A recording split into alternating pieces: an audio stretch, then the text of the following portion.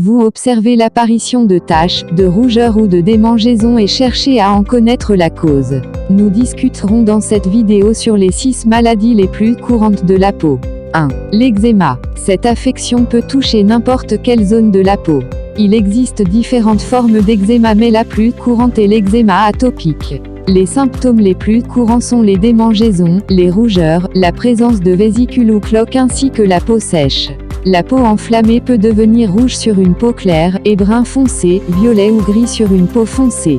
Les poussées d'eczéma sont favorisées par la sécheresse cutanée, qui empêche la peau de jouer son rôle de barrière, et laisse les allergènes pénétrer plus facilement. L'application des dermocorticoïdes anti-inflammatoires fait partie des traitements prescrits par un médecin et l'application se fait généralement 2 fois par jour jusqu'à disparition des lésions.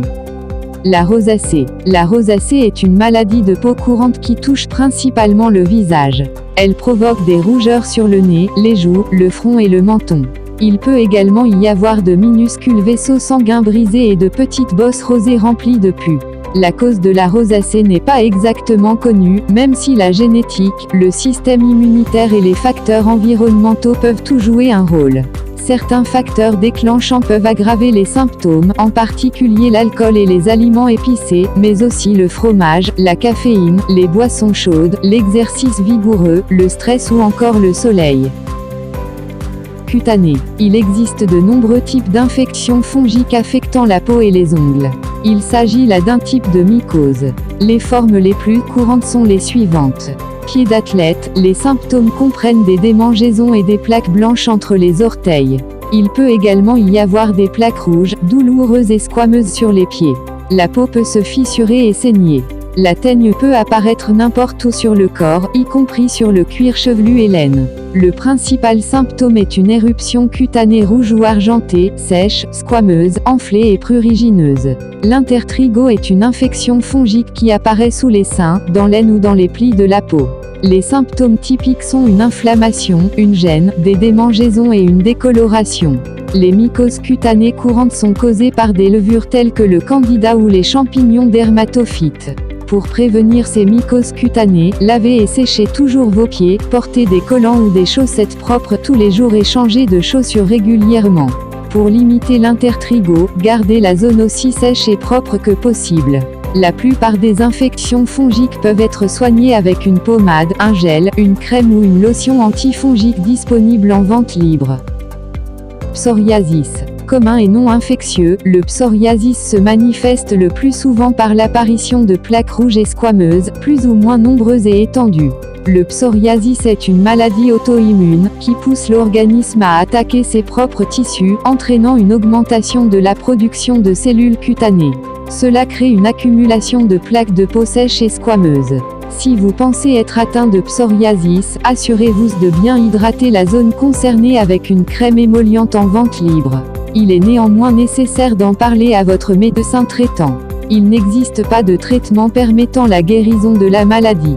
Les traitements visent à réduire au maximum l'intensité du psoriasis afin d'améliorer la qualité de vie. Les traitements locaux comprennent des crèmes à base de cortisone ou d'analogues de la vitamine D3, des bains émollients ou encore la photothérapie localisée. Le zona. Le zona est une infection qui provoque une éruption cutanée douloureuse.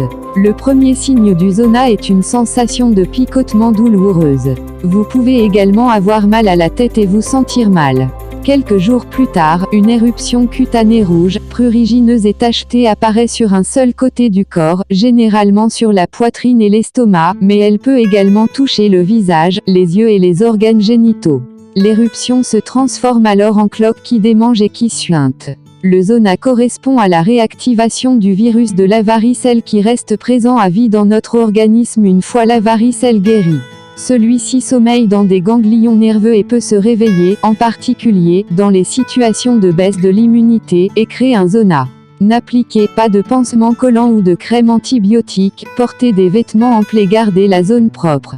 Idéalement, consultez un médecin dans les 3 jours suivant le début de vos symptômes, car vous pourriez avoir besoin d'un traitement. L'acné, ou l'apparition de boutons, est un phénomène lié à l'inflammation des glandes sébacées sous la peau.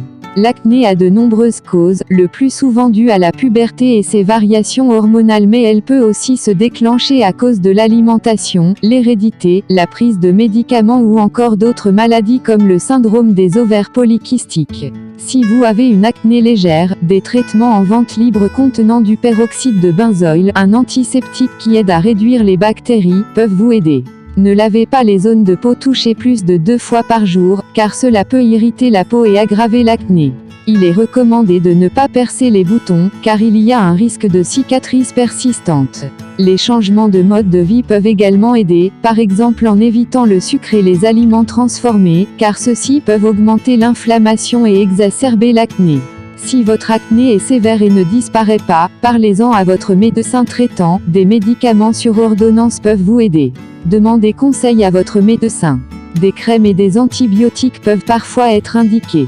Merci pour l'écoute. Si la vidéo vous a plu, n'hésitez pas de vous abonner, liker et partager. À la prochaine.